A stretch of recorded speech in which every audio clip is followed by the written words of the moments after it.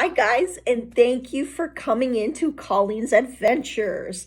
I am Colleen, of course, and today's topic will be before I get into the topic, I just want to wish you all a happy Sunday.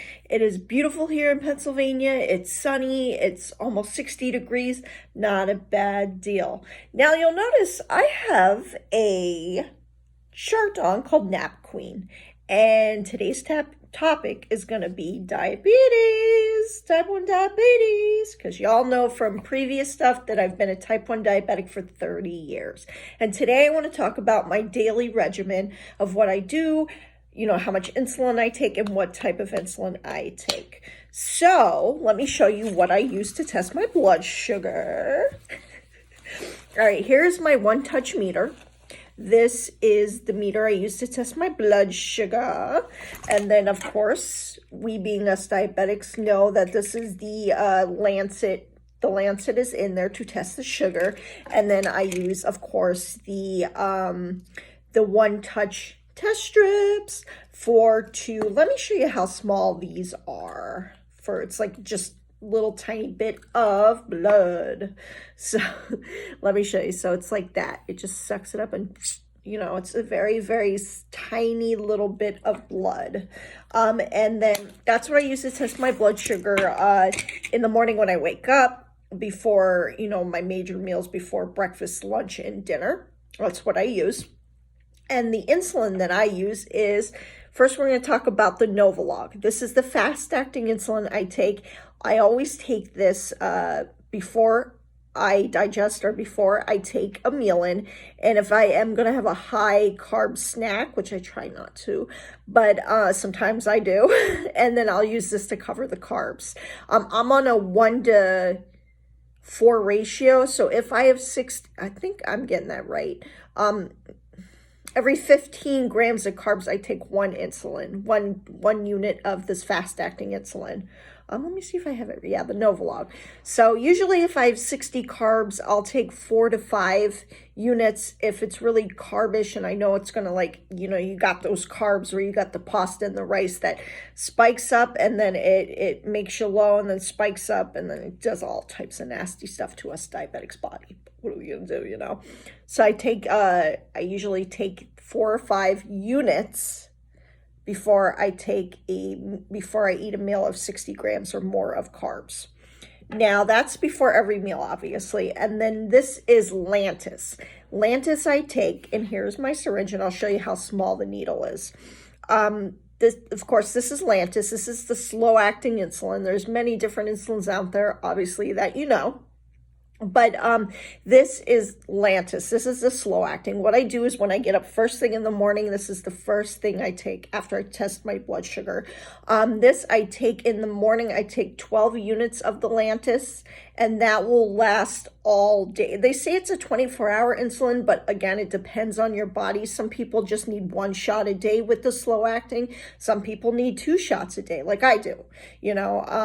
I guess being a diabetic for 30 years, damage with the body. Your body gets used to, so much insulin that you need more.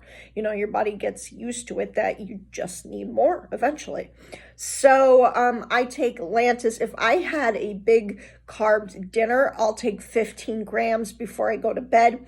But if I have just like a healthier dinner, I'll take 10 units. It all depends on what type of food I ate. Let's say I had 2 helpings of spaghetti for dinner. I'll take 15 grams of the 15 units of the slow-acting insulin before I go to bed. It's just what I do. Now, I am old-fashioned. I do the vials and the syringes. I know a lot of people, there's so many advanced stuff with pumps and that. But this is what I feel comfortable at this moment doing to, get me regular and just, live a better life, But here you would, of course, take that. And then look how small that needle is. It's not too bad. Not too bad at all. And these are usually 30 units, isn't it? So not bad at all.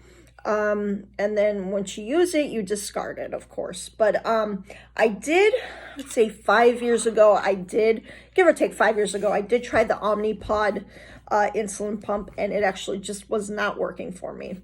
it wasn't my cup of tea, is what I say. Pumps are good for a majority of people. It all depends on who you are. I don't ever say anything bad about pumps, but my personal reason, the Omnipod insulin pump was not working. I did go through all the diabetes education and it just didn't work for me, which was, it's okay. There's other options that I know when I was on it, it took my hemoglobin A1C from 7% to 7.2, and I just did not like that. So and it was just making my sugars all funky and it just wasn't working personally for me. So then I went back to the old fashioned vials and syringes. So yeah, that is my regimen that I do on a daily. I do everybody's busy. Everybody's busy. I'm a busy person. I'm constantly working and I have a business on the side and constantly going and going and going and going.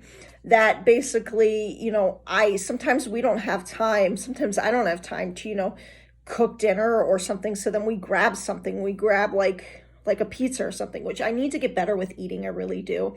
I mean, I used to not eat so good, and then there was a period where I ate really good, and then now we're in a period where I don't eat really good, and I need to work on that personal goals, So I do eat. Some days are better than others, if you're watching and you're a diabetic, you get that. You totally get that, So, just learning to juggle it all, even after 30 years, it's still a struggle. The struggle's real, So, from watching this, drop in the comments if you are a diabetic and what insulin regimen you take, what pump you're on, what you do on a daily, what's your survival method is what I always say, So I do thank you so much for watching. I hope, maybe you got to learn a little bit more with my regimen and hopefully you enjoyed it, So if you enjoyed my video, give it a thumbs up.